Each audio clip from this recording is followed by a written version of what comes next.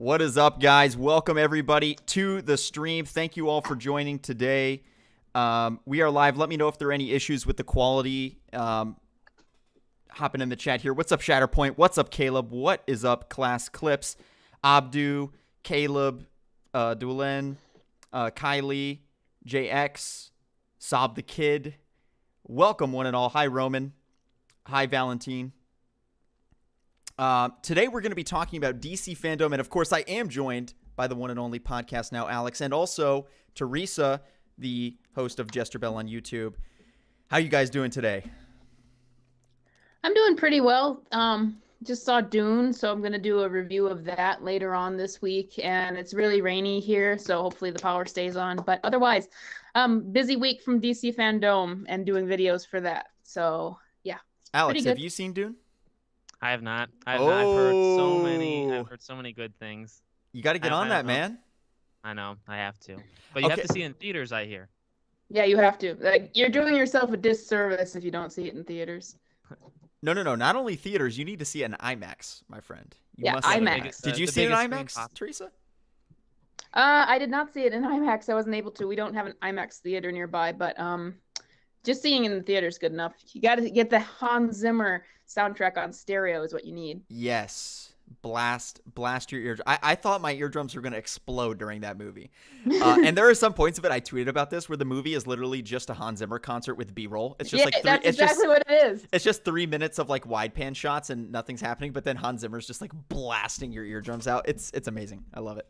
Yeah. Curious to see your guys' thoughts on Dune in the chat, but that's not here what we are here to talk about today. We are here to recap DC FanDome 2021, which we're now more than a week out, actually 8 days out from DC FanDome 2021, and we're going to rehash the big things that we got at the event, the reveals overall, and whether or not we were pleased with the show overall. Hi, Finn. Hi, Alex, Andy, Jalen, JMCFC.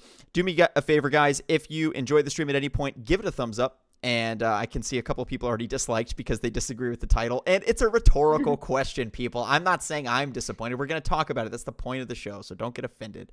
But please like the stream if you enjoy. And also, guys, we are going to do a Q&A segment as well. And as you all know, if you've been in the streams before, Super Chats go to the front of the line of the Q&A because we just have so many questions coming in.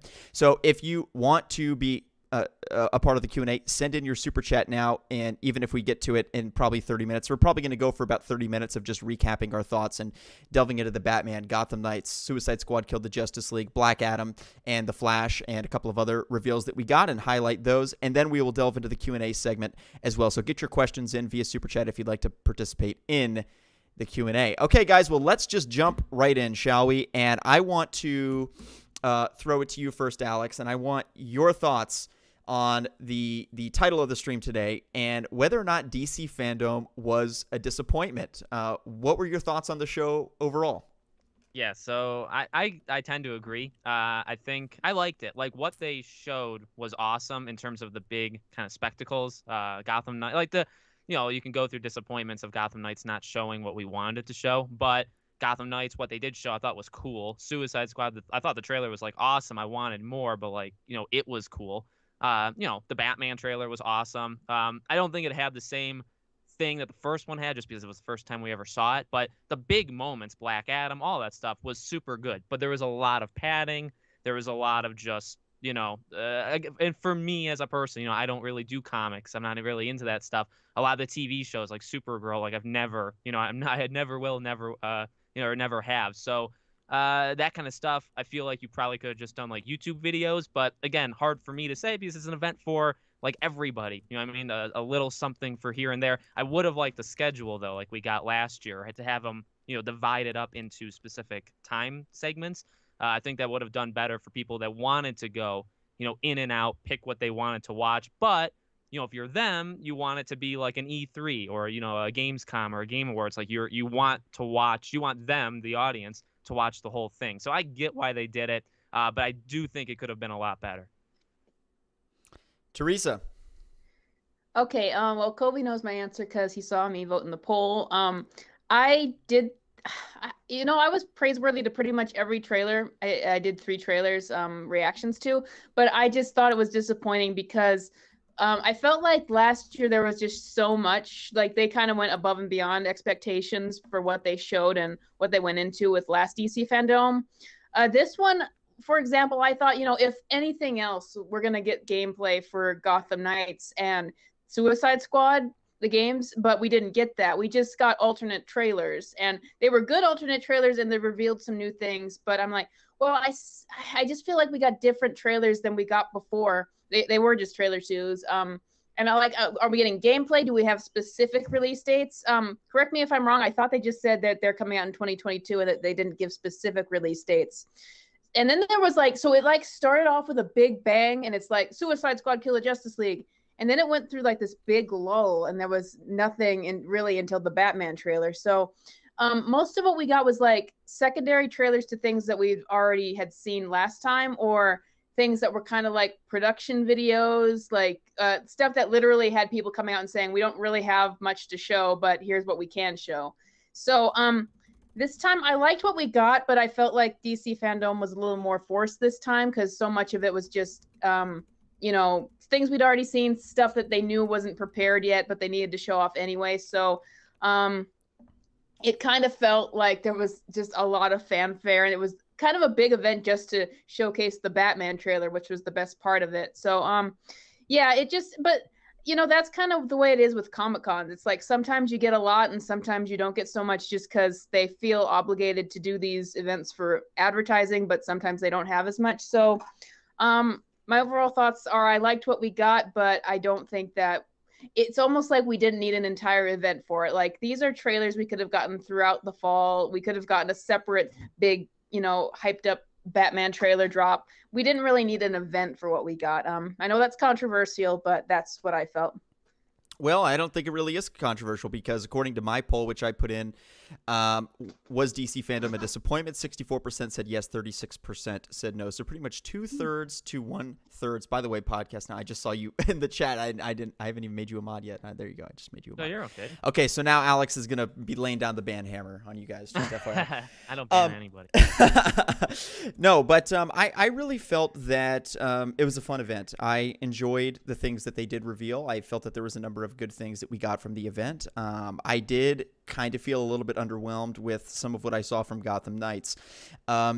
It's not that what they showed was bad. I enjoyed the trailer, but I didn't really feel like I learned anything new from the trailer. I didn't feel like I had gotten anything more than I did 14 months ago when the game dropped. I mean, we got to see some of the new villain types, which I guess is cool. We got to see a couple of new things, but broadly speaking, I didn't really feel like I learned anything new about the game. Suicide Squad Killed the Justice League, however, really amped up my level of excitement for that game. I felt like they brought their A game and really showed that Rocksteady's going to create an incredible game with fantastic gameplay, and the graphics are just going to be out of this world, just like Arkham Knight was in 2015.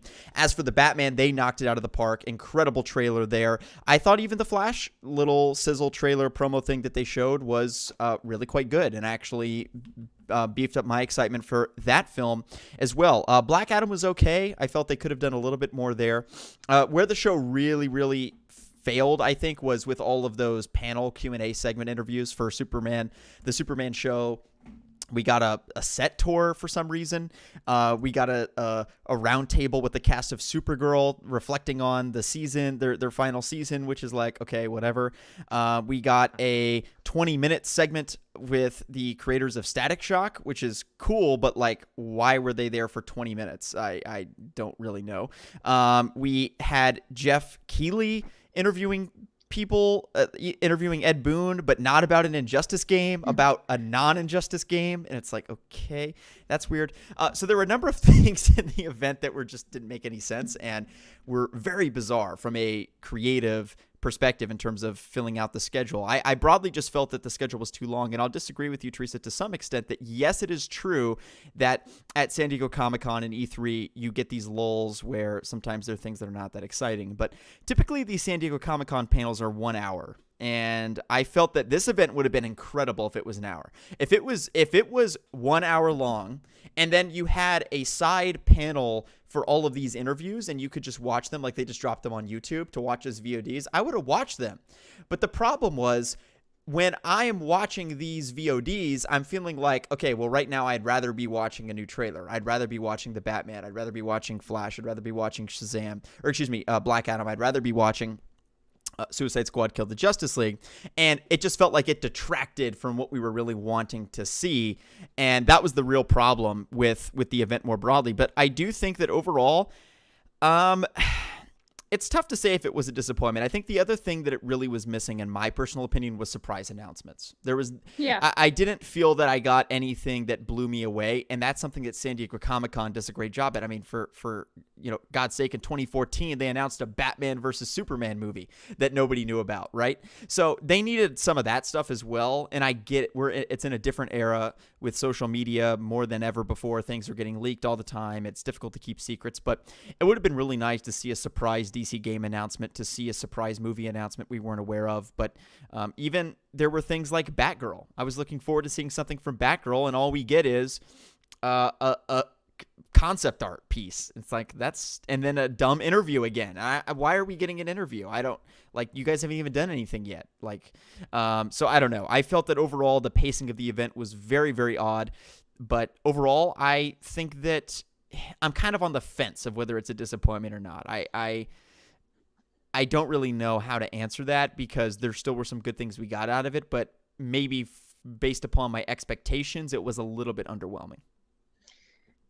Yeah, I think that, like you said, if it was just an hour long and they were just kind of shooting out stuff more consistently rather than having to wait through like this long period of stuff you don't care about. And I mean, last time it was kind of treated as an event you could go to as if you were going physically. Like, you could you could make out a schedule, you could choose the events that you were going to watch. So this time it was just like condensed into 4 hours, and you had to sit through the entire thing, and no one really knew when anything was happening because there was no schedule. So I just think that last year was kind of unique because there was just no way that anyone was getting into any kind of, everything was shut down. No one could get into a big comic convention or anything. So that was kind of unique, that you could get people hyped up about having kind of nothing fun for a while, and then you can go to DC FanDome. And I think that's why it was such a massive success, is they had things to show, and they had a lot of different things you could schedule and plan as if you were going to an event. And this year they wanted to do the same thing because it was a success last year, but it just wasn't set up the same way, and it just didn't have as much to show. So yeah, I think, but if they did an hour-long panel, I bet they were thinking an hour-long, like, it's not going to we're probably not going to be able to hype it up as much as last year. So I guess that's why they did it the way they did. Yeah, it's tough. I think an hour would have been pretty cool. And the idea with this event too, like Slickmouth was saying, with the whole Static Shock thing, like that confused me more than anything. Like, it was fine. Like, I don't really care all that much. But what's funny is it literally is just confusing how at the time, because that was early on in the show, right? So we got like big stuff, a couple quick, announcements, and then they do that, and it's like, okay, so some of these things are gonna be 20 minutes long, because it was forever. And it's like, but then some of them are just, like Suicide Squad, you show the trailer, and Gotham Knights got like double again, but it wasn't obviously like last year. But it's just weird, when that came on, I was like, okay, so you're gonna have these kind of things. And then, yeah, you have like the Ed Boon, interview with Jeff Keighley, which, I always love to see Jeff Keighley, but for that reason was kind of strange. The Supergirl thing, like, these were just big segments. And it's like, well, Gotham Knights was kind of big, and that game could come out in March. Like, is that not important? So I don't know. I think their priorities were kind of all over the place, and those are things you can fix for the next one.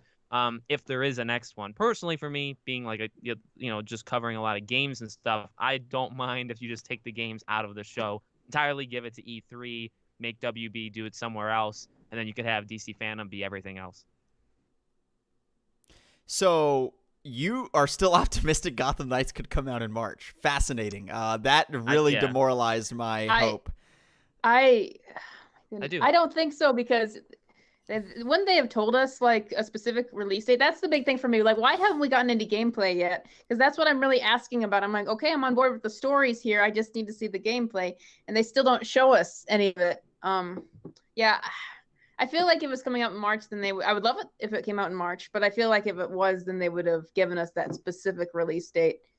Unless they do what they did with Young Justice, and this was the weirdest part of the entire DC FanDome looking back, is They gave us nothing for Injustice, not Injustice, Young Justice, and then they were just like, oh, here's a trailer, and by the way, it starts on HBO Max right now. I'm like, what? That's what they do to shows. So that's what they do to shows when they want them to be canceled. That's what they did to Daredevil and the Netflix shows. Is like they like purposefully botched the marketing so that no one would watch because no one would know. So I'm like, and Titans and Doom Patrol got renewed at this thing, and Young Justice did not. So I'm like, yeah, they want that show dead. They want it dead if they did something like that. So they haven't announced that yet, but Titans, or at least Doom Patrol, is still running, and they gave it another season, but not for Young Justice. And I have a theory as to why, but that was unfortunate what happened to that show. I think that let's shift gears a little bit and talk about Gotham Knights. Alex, I'm curious to get your thoughts on what did you think about the Gotham Knights trailer? You said that you were happy with what you saw from the game. Were you expecting gameplay? Because I certainly was. I was shocked we didn't get gameplay. I was actually kind of mind blown. I was like, because we got gameplay 14 months ago. I mean, let's just put that in context. 14 months ago, we saw gameplay. And we've heard some things that they're overhauling the gameplay, which is good. Marvel's Avengers was a huge flop, so they need to do as much as possible to differentiate this game from that game. And if that means overhauling the gameplay, the leveling system, the XP system, then that's all fine and well. But I was pretty shocked we didn't get gameplay, and I really didn't feel that we learned anything new from the trailer. Yeah, that was I think pushing it forward was, I think, the biggest, not there. It wasn't there. Because, when you put it into context of 14 months ago, you see a lot indicating, like, the game's almost ready. And then it's gone forever, and then it comes back, and they do this. Like, if you put it into that context, it does look really bad. I would say, like, literally just, like, the story trailer. I like the story trailer. I think that was fine. I like seeing Penguin. I like kind of the darkness, Court of Owls, all that stuff. But yeah, in terms of like learning stuff new, none of it. That extra, 2.5 minutes, 3 minutes of talking about, the court, and there was gameplay in there, but it was probably, because I've used it in videos and I've like cut it up. I think it's like 20 seconds maybe of actual gameplay, and that's of like the enemies jumping at you. So, and that was fine. Like, it's fine, but I don't know. I feel like because it's a game, you have to look at it a little bit differently than like movie or TV show. I also think going along the game path, nobody's confident about their game anymore with, the stuff around the world, and depends on the next time we see it. I do think if we see it, say at Sony's, State of Play on Wednesday, which I would put it like a 2080 shot, then I think if you did a release date there, it would make perfect sense. So we'll see. But yeah, I'm not against, or I haven't like dropped the idea. I don't think January or February. Like, I think I never really thought January was going to happen, but February's got too many games. March, April, May, that like, that middle of the first half of the year, I think I still think it's possible. I really do. I just think they don't want to show. It could be a multitude of reasons. They could just not be ready, in which case it comes later. I don't know, but I do think I feel like if we see it within the next month and a half, they can still come out, very early next year. Do you think that they'll do it? I mean, the Batman comes out in March. Right. Well, I've never I never like to say, because like for Hogwarts, even people say, oh, is it going to release a Fantastic Beasts? They're on such different schedules, right? Because the game has been delayed for God knows how long. The game could have, what maybe was supposed to come out a year and a half ago, and the movie was supposed to come out in October, this month, wasn't it? Like, so that was the original date. Really? So, because I think the movie was delayed, wasn't it? So neither of them are in the, like, when they come out, that wasn't the original, intended date. So maybe they were supposed to come out at the same time back, when everything, if everything worked out right with both of them. But I don't know, like, games, right? Like, it's just so many things can happen. The game could get delayed a month. It could get delayed 6 months. So it would be nice. Like, it would be nice for like a March, then April thing, or both in March, something like that. But I don't think that they rest on each other. I was just disappointed with Gotham Knights because I liked the trailer. I liked how it was made with everything. I liked seeing the bits of. I think I said last time I wanted Nightwing to be my main, but now I'm thinking Batgirl might be. But I was just disappointed because I really didn't have a lot to say when I was done watching it, and I was, doing my reaction. First time I actually watched it, I turned to my camera and I'm like, I liked it. And I'm like, what else can I say? It's good, but I don't really know what else I can really say about it other than, you saw both father figures in Gotham. You know, James Gordon and Batman are now gone, so now it's like all of our main characters have their father figures gone right now. So that was the only thing that was new. Everything else, it's kind of what we've already gotten from the teasers, that Bruce Wayne probably isn't dead, you know, stuff like that you can infer from it. But there's just not a whole lot I had to say about it based on what we were given. Once again, I just don't. I think it'd be more likely if they release like something more for the game in March, or when it gets closer to the Batman's release, to maybe hype that up. Or if they really don't feel confident in the game, then they'll do the Young Justice thing and they'll be like, oh, it's out in a month, in a couple of weeks. Go get it, and please don't hate us for it. I don't know if that's ever happened with a video game before. That they've, I don't know. I don't know if that's ever happened with a video game before. I just can't see it coming as soon as March. I feel like we'll probably get. I feel like it's more likely that these games are still, Gotham Knights in particular keeps getting delayed. I think last time it came out, they said it was going to come out in 2021. So I feel like it's probably a lot further off than we think if they're retooling it. So I would imagine we might get like more marketing for it when the Batman's coming out, and it might come out later next year. Kill the Justice League, at least they were honest last time and were like, it's going to come out in 2022. I'm surprised we didn't get a specific release date yet, but they've been working on it for a long time. So I'll throw out a prediction. I think that Suicide Squad is probably going to come out summer 2022, and I'll say that Gotham Knights may be in the fall. The reason I'm throwing it that far out is I just keep seeing these things getting delayed. So I mean, I'd want to have it come out sooner, but it just doesn't look like they're coming on time at all. I would agree with that. And also, when you think about Gotham Knights, it does kind of work as a Halloween game. Actually, it does make sense to come out in October, given the whole Court of Owls thing. I could definitely see that, especially given the direction of the latest trailer. It seems that they're kind of leaning into like almost more of a horror noir sort of vibe to the game, which could lend itself. I mean, I would just be shocked because I don't know. You know, I guess Rocksteady's been working on the Suicide Squad game for longer than W Montreal's been working on Gotham Knights. Because Gotham Knights, they probably started around 2017. It's difficult to discern exactly when, but somewhere around that window. Whereas, you know, Rocksteady presumably started working on the Suicide Squad game as soon as they were done with Arkham Knight, which was like the second half of 2015. So, you know, it's interesting. It's also interesting that this game has been 8 years of developing it. So, you know, it better be good. That's all I have to say about that. But if you believe, I don't know how you feel about Jason Schreier. I know how I believe. I know how much I like him. But he said, last I saw of with Suicide Squad, is that they were like toying away at things, but they didn't start Suicide Squad until 2017. So it could have actually been at the exact same time of Gotham Knights. But I believe him for I guess, to let the cat out of the bag. I don't like him as a person, but I do believe his insider knowledge. Yeah, Jason Schreier, we go way back, Jason and I. Jason, he blocked me, so. He has me blocked too, yeah.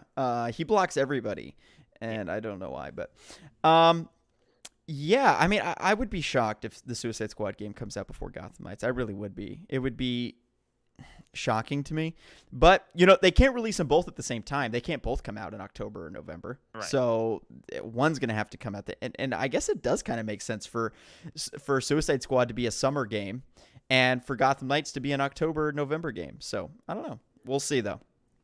Now let's talk about the Batman. What did you guys think about the Batman trailer, starting with you, Teresa?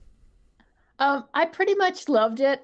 People really misinterpreted what I said on Twitter and in my video, where I said I get concerned sometimes that they think the darker and more cynical Batman and the more emotionally unhinged he is, the better. And people were like, well, Batman's supposed to be dark. I didn't say Batman isn't supposed to be dark. I was saying that sometimes I feel that they're like, let's go even darker and let's go even more emotional. Let's make Batman a crazy person, literally. Sometimes I feel people do that thinking that it's going to make him better.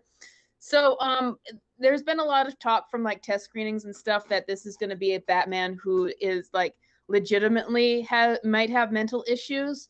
And so when I heard that, I was like, well, I don't want them to think, because they just did this with Ben Affleck's Batman, where, this Batman actually kills people, you know, he fights with guns. So I'm like, are we doing, I kind of wanted something different than that. But then I started thinking, this could be really interesting if you've got a Bruce Wayne who legitimately has legitimate mental problems that go beyond just, oh, he's a guy who dresses up in a bat suit and people say he's crazy. I'm like, well, he's no more crazy than Superman or anybody else who dresses up to fight crime. So I think it could be really interesting if this Batman is really on the edge and he really doubts himself and has other people doubt him. And it would make it really interesting because I just got finished this year reading Grant Morrison's Arkham Asylum. So that would be really interesting when you have a Batman who just doesn't trust himself. That would explain his no-kill rule better than any other version, like why he feels like he has to make sure that he never goes that far because he legitimately is afraid he's not going to come back. That would make it very interesting for once we know we'll inevitably get a Joker for this version of Batman, to have Joker just mess with this version of Batman who really is emotionally unstable. So I think that there's a lot of I was against it at first, but now I think that there's a lot of interesting things you can do with that.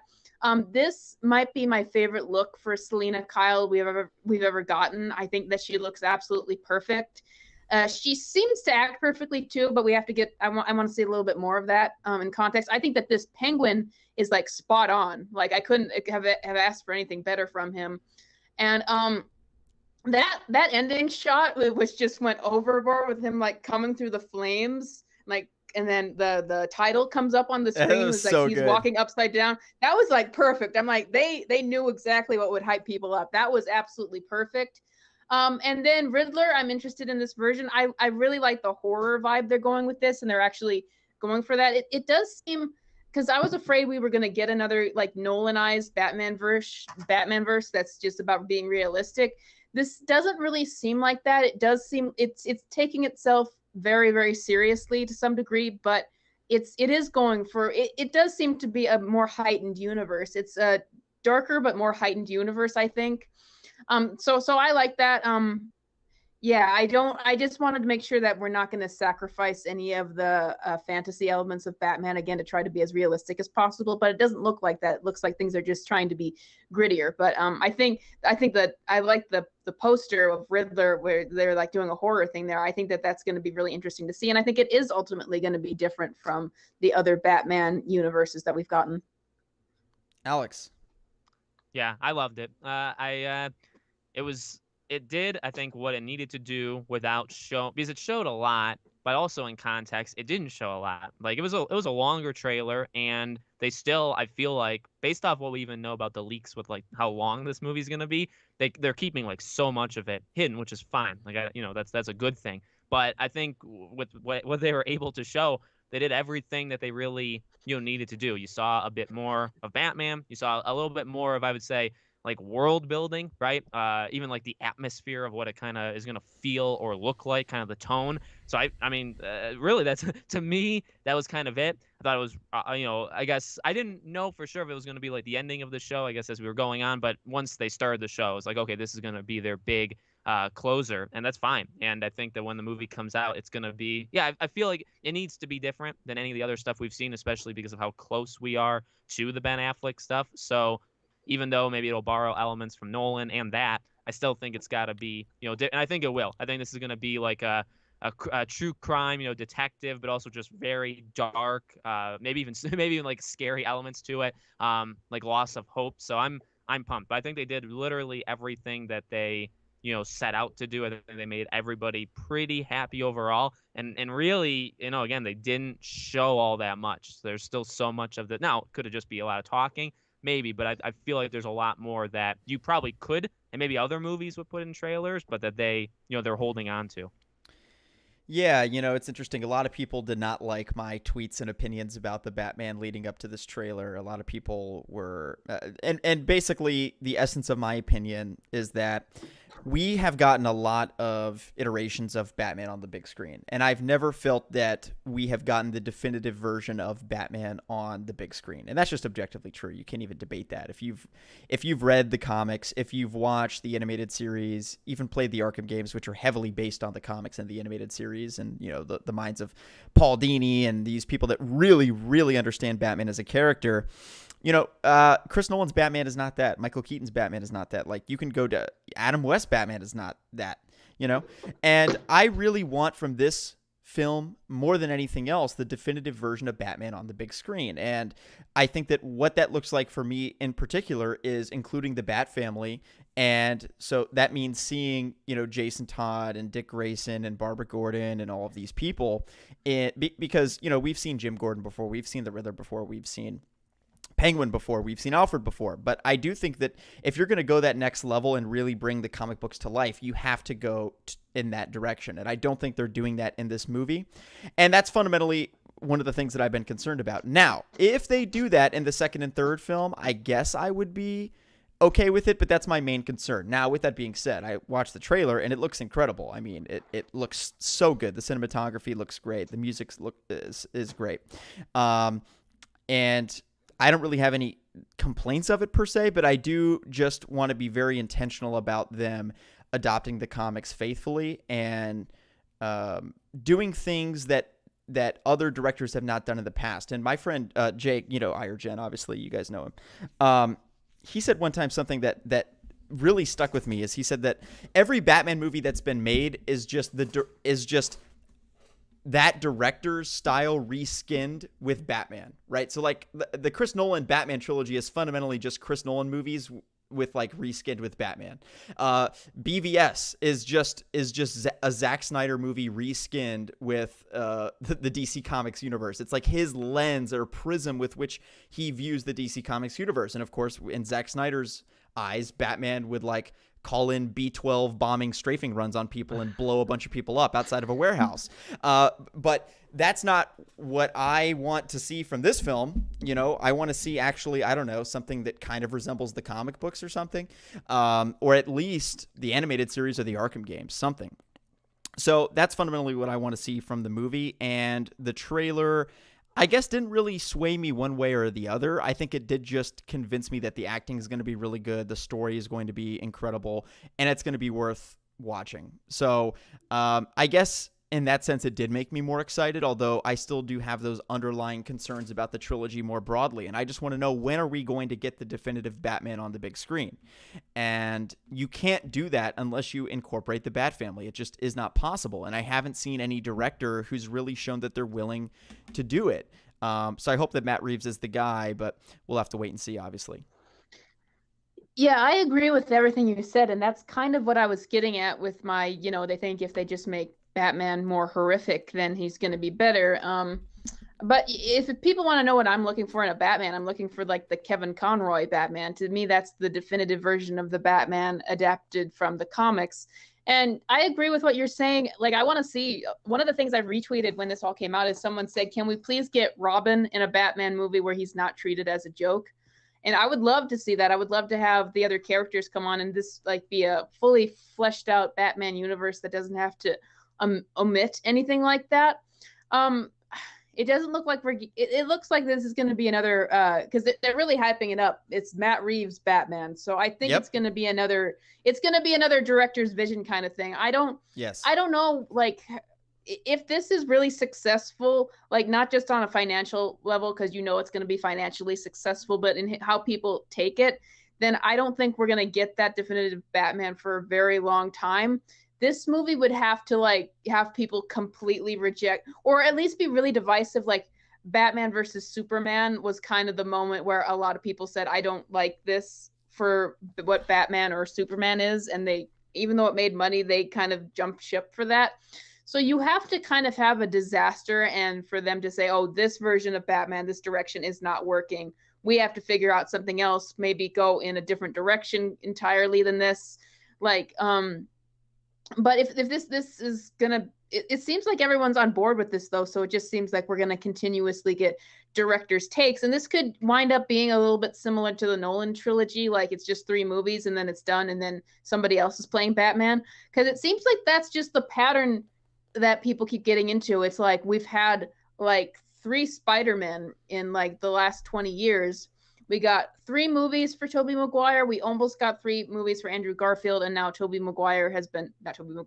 Holland has been saying that Spider-Man No Way Home is supposed to be the end of his turn of the character, at least in terms of getting solo films. So I wouldn't be surprised if this is just how it continues. I would hope, if this Batman is really good, I would hope that they would even if it's not maybe definitive in my mind, maybe just have it go for longer than 3 films so you can have other characters established and just have a longer story, not just 3 films and done. But yeah, so far I don't think, when I think of Batman, I'm not thinking of Robert Pattinson sulking with long hair like my hair with sunglasses in a cafe like I've seen in a lot of pictures. I don't think that this is going to be the definitive Batman, but I think that it's, for better or for worse, who we're going to be saddled with for a while, because so far it doesn't look like we're headed towards a BVS disaster or anything. Yeah, Cody says, and by the way, guys, send in your questions now. We can shift gears to the Q&A. I think we covered all of our bases, although I do still want to talk about the Suicide Squad game, so we'll talk about that. But send in your questions now for the Q&A. Cody says, it just sounds to me like you want to relive what the animated series and Arkham brought to Batman, which you could argue is Tim Deeney's vision of Batman. I don't know, just seems like a limiting mindset. And I see what you're saying. I see the appeal in letting each director run with their own vision. But what I'm just saying is that I'm tired of every single movie being the director's take on Batman. At some point, I want a director to come in and say, okay, I don't need to do anything special here. I don't need to actually editorialize Batman. The character has been fine-tuned and crafted and evolved over 85 years, and we have a really solid vision of what that character should look like. And fundamentally, you know, Chris Nolan's Batman, what is Chris Nolan's Batman? It's like if Batman existed in our real world in a sort of political thriller sort of backdrop like we got in The Dark Knight. You know, again, Zack Snyder Batman, what would happen if Batman existed in this like insane apocalyptic dystopian universe that is incredibly depressing? And I think that this film is very much so, you know, it just is like Planet of the Apes Batman edition. It's just from every single way Batman is presented as a character, it has Matt Reeves' vision on it. And I think that's fine. I'm not saying that that's a bad thing. But what I am saying is that at a certain point, I kind of want a director to come along and put their ego aside of what they want to accomplish and what they want their movies to look like, and to kind of bring the comic books to life. So I do understand how that could potentially be limiting. By the way, Damien, thank you for the super chat. Much appreciated, man. But that's kind of my take on it. Okay, we have a question from Uleti Horse. Sorry if I said your name wrong. Do you agree that Suicide Squad Killed the Justice League is detrimental to Arkham because of the massive widening of scope and the erasure of explained media to sucker in those coming from the films? Alex, what do you think? I do think that they're not, like, they want Arkham to still be around, but they also don't, and they're too scared to let it go. That's what I would honestly, because just of all the, you know, the race swapping and bringing characters back from the dead, like, I guess it's fine, and I won't upset too many people with my opinions on it. But the point wait, who's brought back from the dead? Well, like, isn't King Shark dead? Well, that's like the assault on Blackgate thing, isn't it? Oh, yeah. There were like, I heard people, because I haven't read everything from the Arkham games and the like accompanying lore, but I heard like Captain Boomerang and King Shark are dead. They're dead, according to the Arkham games, like the comics, and like several other things that like other characters who are alive who shouldn't be alive, and characters who should be different. But yeah. So I mean, like, if you my argument back to anybody that says, well, you know, you could take it as canon or not canon, just make like your own. It's the same thing with the race swapping or gender swapping in the movie. Just make your own new character, make your own new thing. Same thing for this. Just literally make another, you know, DC universe and have it be these guys. So, I mean, I like everything we've seen from it. The odd thing with this game is it's what we haven't seen that still, I think, worries pretty much everybody, right? Because we don't really know. We kind of have an idea of how the combat's going to work. We know the live service possible elements that could be in the game, but it's really the stuff we don't know that's a little scary. The stuff that we've seen, I think there's a lot to be excited about. I think these characters look pretty good. I think visually great. The characters seem great. The kind of violence and the humor aspect of it, great. You know, so but at the same time, yeah, it's like, well, so they want it to be after Arkham Knight, but you're going to have to make a definitive choice now as to the ending of Knight. You're really going to have to like stamp that. And I don't know, like, yeah, you do all these things with these characters. It's like, you don't have to do that. You could have picked different members, or you could have, you know, I don't know, you could have just, again, made it brand new and just still done the exact same thing. If you don't want to have Batman in it, that's fine. You can still have Wonder Woman. This Wonder Woman we've never seen in the Arkham universe, so it doesn't really matter. So that's what I would say. They're trying to leech off of people, maybe because they're afraid of what they're, I don't like to be a Debbie Downer, but maybe they're afraid of, the live service, or maybe doing something like Avengers or whatever. But again, you got to keep it in context. They created it while Avengers was still going on. They didn't know, how that would be taken. So I don't know, but I do think they probably, they should let it go. I think they probably should let it go, unless you want to make more games in that, in its own universe. But obviously they want to keep it around. Yeah, so I thought that it was a very fast-paced, very exciting trailer to watch in terms of it and its relation to the Arkham games. So I saw people going on long rants about it, like how it cannot be in the Arkham games based on continuity things, based on tone and stuff. And I agree. It just seems like they're trying to hold on to the Arkham games because they were so popular. They want to have that marketing there. They don't want to start their fresh universe. In terms of characters, it's I don't care that much. Like Captain Boomerang and King Shark, they're dead in the comics. Well, I'm I know it's like they're not really following the continuity to a T. That doesn't matter to me so much. Honestly, I don't know what people's opinions on here about this are. The only part that kind of ruffles my feathers even slightly is kind of because I'm less of a Suicide Squad fan, more of a Batman fan. My entire Twitter is about the original Harley Quinn. So I really have a special place for the Arkham version of the character because it was one of the first places I was introduced to the character.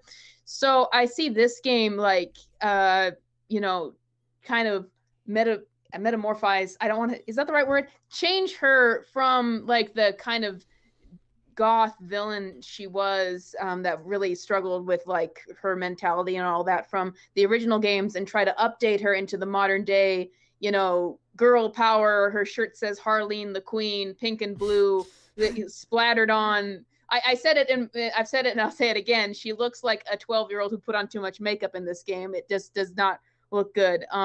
So okay, if this was its own separate thing and it's just another version of this character that they're trying to remake from one of Batman's rogues, one who has a crippling obsession, stuff like that, right. One who really struggles with their mental capacities, a more of a darker, sadder character to the, preppy, wish fulfillment anti-hero of today.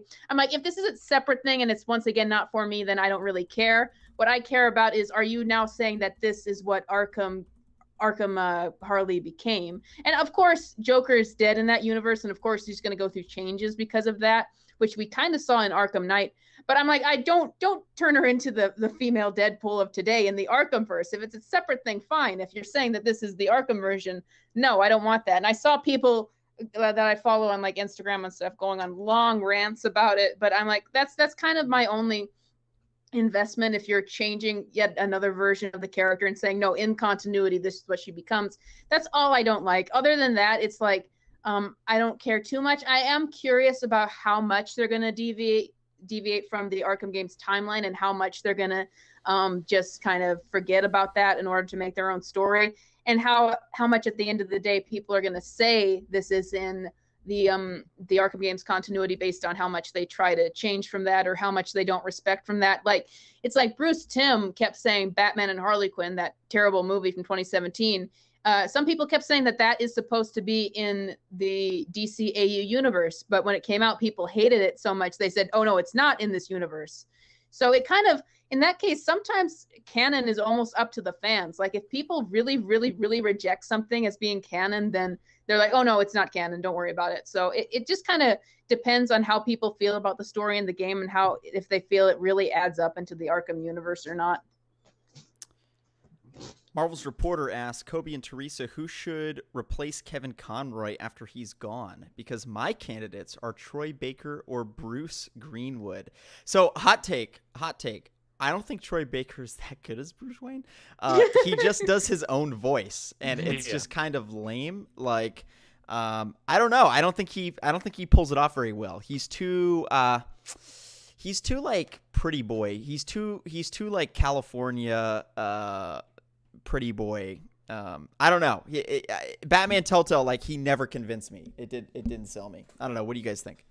I don't know. I thought he was fine in Batman Telltale. Yeah, that's the problem, Actually, though. I He's thought just fine. that's the problem. I thought of him like I'm like who should replace Kevin Conroy? I'm like the guy from Telltale, and then you're like I don't like that guy. I'm like, oh, okay. I'm just not sure, because it's like you've got someone like Kevin Conroy who was so spot on and so iconic, and then some of his performances recently as Batman haven't been as good. It's like it's one of those things where I would have to hear the new voice first that they're like trying to come, because I don't know anyone specifically that I would say, oh, that guy, he is the new Batman. There's no one I would specifically say at this point that I would say is like the equivalent of Kevin Conroy. It's going to be just like a new voice comes and that we judge based on that. I don't have anyone specific in my mind. Same. Yeah, I think Troy Baker did fine, but yeah, it is just his normal voice. And maybe he could do it, I think, if you put him in different, because everybody's going to have a different vision for it. So, the voice that we got could be tuned in the way you want it to be. So I got nothing against him. He's really good in pretty much most of the stuff I would say he's in. But yeah, I'd say it's probably the same thing. It's something like that for voices. It really is like you just got to hear it, or you see the name. It's this is the new cast for Batman, and it's like then you go and you listen to them and you're like, yeah, I buy that, or you don't. But I think it's one of those things where you see the name first and then you kind of listen to what they sound like. Cody says, I'm cautiously optimistic about Gotham Knights. Lack of new gameplay was disappointing, and I wasn't all that impressed with last year's gameplay, and that had me concerned. Am I alone in this? No, you're not alone. A lot of people feel that way, and that could be a reason why they didn't show gameplay, actually, is because, there might be some level of concern that it could backfire and create more of a negative perception than just a CGI trailer. And I think that just comes from the fact that Marvel's Avengers fans were burned by it so badly. And I'm not trying to compare Gotham Knights to Marvel's Avengers, but there are clearly similarities in terms of the level up system, the just sort of grind, again, level up RPG components. There's not really any way you can get away from those comparisons, frankly. But with that being said, I do think that the game will be a lot better than Avengers. Not that that's hard to do, but I have that conviction, and I think it'll be a good game overall. Well, at least I thought that the first Avengers trailer, just the story trailer, looked awful, but I was like trying to get myself to like it just because I wanted to get a really good Avengers game, at least a playable one, and it wasn't that. So I don't think, I'll just say right now, Gotham Knights probably isn't going to be the greatest game to ever exist, but hopefully they've just worked with it enough that it's a playable game and a somewhat enjoyable game. That's kind of all I have to say about it. I think if they obviously just don't have the gameplay really nailed down right now, and they're concerned by that. Yeah, I think Gotham Knights, gets a lot of pressure because it's like the only thing, and that's their fault. And that's the way. And I think I even made a video on it a few weeks ago where it's like, I get how the structure is, but you look, I think you can be jealous of Marvel because Marvel's just they're picking different studios, and you may not like Midnight Suns or any you may not like Guardians of the Galaxy or whatever, but at least they're doing different things. They're just handing them out, but they're kind of picking they're picking developers that have a past with something, and they're creating to some good games, to some not, but different games. And you have DC, and there's been just such a long gap. Partially because a lot of the games, I think what we know for sure, WB Montreal canceled at least 2, if not more games, and Rocksteady could have even canceled 1-ish game. So we could have gotten games sooner from them, but I just think that increases the pressure. Everybody's stock is in Gotham Knights, and I think it is going to be a good game. I do. I think it'll be like a solid game, but because it's the only game and it's it's WB Montreal and all that stuff, I do think that's probably going to maybe bring it down to a lot of people. It's just kind of an early prediction, but I think it'll be definitely solid. But I don't know. I guess there'll be comparisons to Spider-Man, and we'll have to start there. They'll start the the war between Marvel and DC. I'm not about that, but I think that's why it gets a lot of the scrutiny that it does. It's literally the only thing that we are getting. Well, that's what's so ridiculous about what WB Games has done in the last several years is that they should have been greenlighting other games from other studios, getting studios that are not owned by Warner Brothers that they can commission and just license the IP to and let them make the game. And, then you have other options, because then it's like, okay, Gotham Knights sucks. Well, we have this Green Arrow game, we have this Flash game, we have this Superman game, whatever. And there are tons of great studios. I mean, I had a video a couple months ago that went viral, and it was called like something to the effect of, you think it's impossible to make a good Superman game, watch this gameplay. And the video has almost like 1 million views, I'm pretty sure. And the gameplay is like an indie studio. I said that one guy made the game. Evidently it was a studio of like 5 people or 10 people or something. The studio of like 10 people, and it's basically a Superman game set in Asia, and the gameplay looks unbelievable. And it just goes to show you how much technology has progressed. Sure, in 2009 or 2011, the era of Arkham Asylum and Arkham City, maybe it was actually impossible to make a good Superman game, and that's why we've never gotten a good one.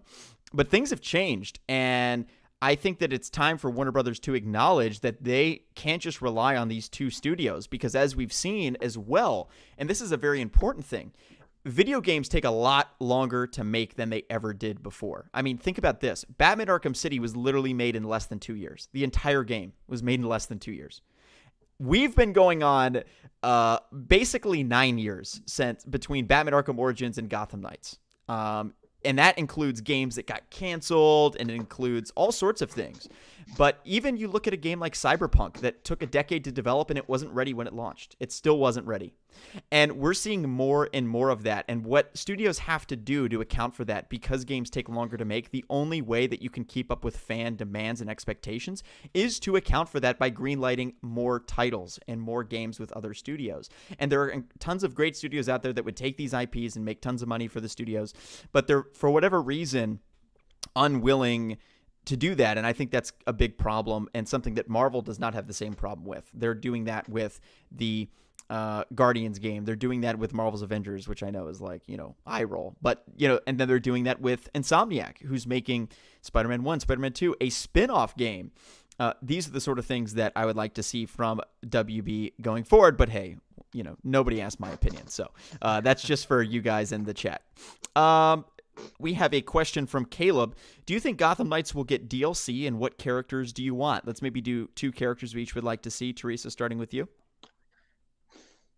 Right off the bat, I guess just so we can have the other Robin, Damian Wayne for one. Yep. This is going to be unpopular, but I would really like to see Cassandra Cain, Batgirl, because she's very underrated, and I don't feel like they use her so much. So, or I'll be selfish, if not Damian Wayne, because I don't really like him. I just feel like he has to be there. But Stephanie Brown and Cassandra Cain as the 2 Batgirls, I'd be really interested to see. Especially Cassandra Cain is such an amazing fighter. Like, if they customize her fight skills, like she's this exceptionally great character you can get, I would love that. I loved getting her in the Injustice mobile game. So those are my 2 picks. Can I upset people by saying Batman? So I'll say Batman. Yes, there we go. And, yeah, probably a Stephanie Brown kind of character. It's tough. Whenever I get asked about the DLC for Gotham Knights, I just get scared, because it's like, I don't know if I want it to even do that. You know what I mean? It's like, if we're there, then we can talk. Then I can talk about characters and stuff. But I don't know. The game needs to do stuff first, and it needs to be a game that can support adding people to it. And maybe that's how the game was designed in the first place. But I don't know. I would be a little bit more worried just about the idea of, can it do DLC? Will it do DLC? How long? Because remember, the longer you do DLC, the longer you're stopping them from making, now there's 2 teams, but that team needs to. So it's the tough thing with literally any game. But like you said, games take forever and they just get bigger. I would say another thing too, you can greenlight more games. You can also start to shrink games. They don't all need to be, 80 hours long. Now, some people out there that want to, $60 means 60 hours of gameplay. I don't side with that. I don't agree with that. But there are people out there, many people that do think that, and that's fine. You spend your money how you want to spend it. I'm not going to tell you how to do it, but generally, yeah, there's only 2 ways around it: is greenlight more games or shrink your games. And that's the thing with Gotham Knights. It probably is a big game, and then it's like, well, do you want DLC? That's fine, but how long do you want to support it? Is it a game that only will survive because of DLC? Because then you have that issue, right? Is it a game that's kind of built for that? Is that would mean maybe the base game would suck or it'd be weak? So those are like the scary things that I don't like to, get into.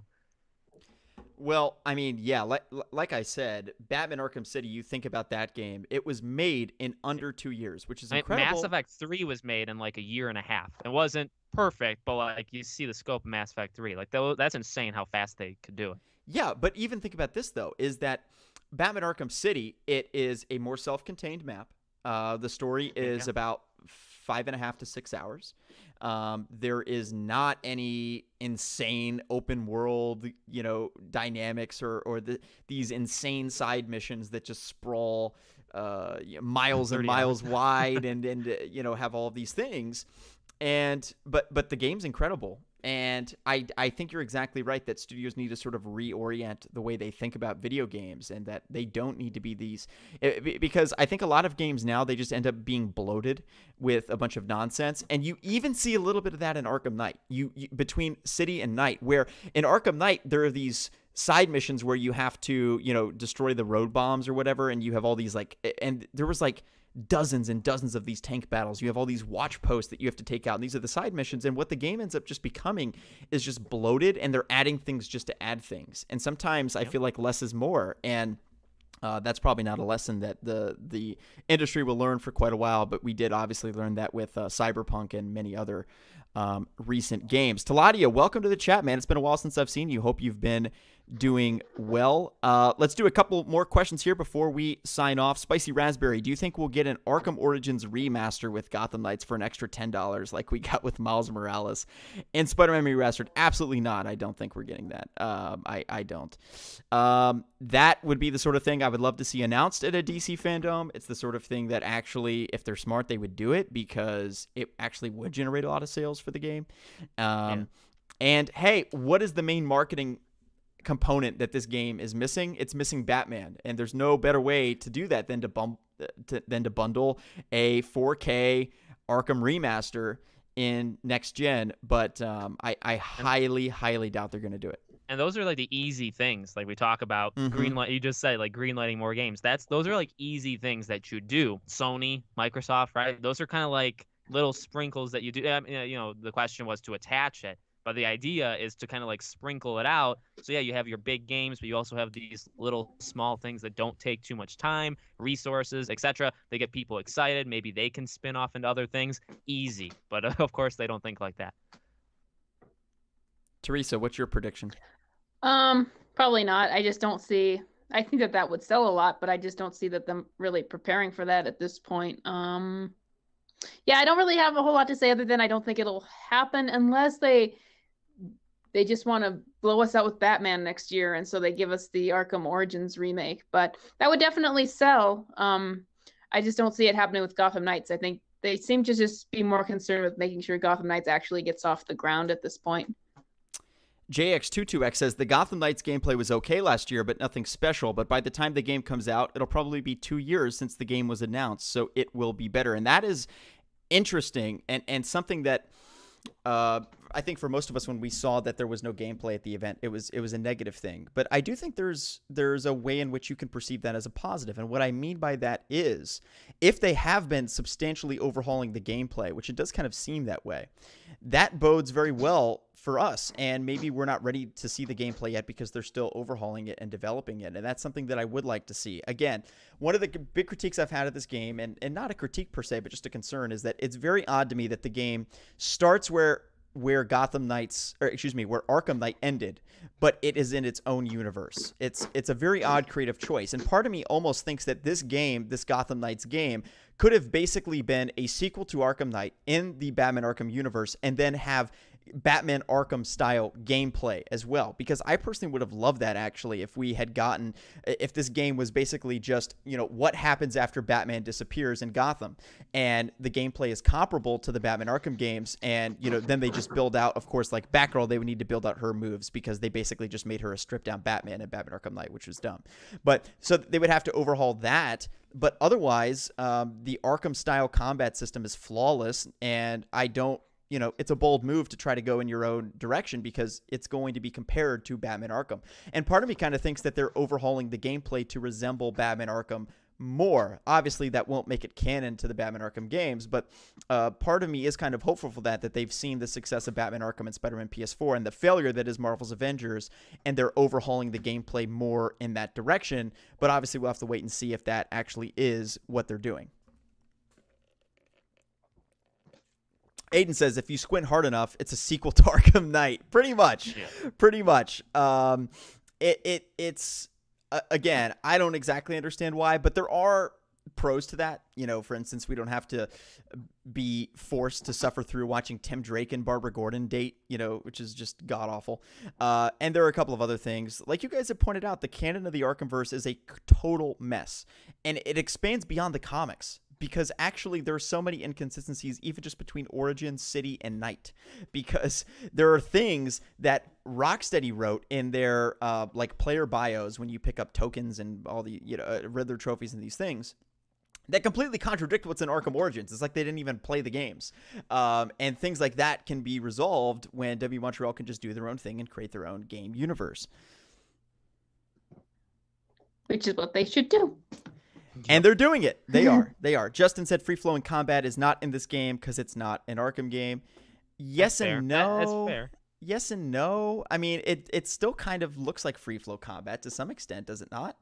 Yeah. I think same thing with Suicide Squad. Kill the Justice League applies here. The behind-the-scenes madness or mess is probably going to be very interesting to one day learn like the whole story of, because it could very well be. And we know we've heard about the canceled games that maybe this was, that Damian Wayne kind of Batman Beyond kind of thing. So like you literally never know. And maybe it was supposed to be Arkham with that kind of combat. And they're like, well, shoot, we need to pull that back. We were told, there's been reports that some of these decisions, like even for Suicide Squad, Kill the Justice League, I think one report that I saw was that the decision to make the Justice League evil and to have that kind of thing come about did not even come from Rocksteady. It came from above them at like WB Games, and they passed it down. So like some of these decisions aren't even their own.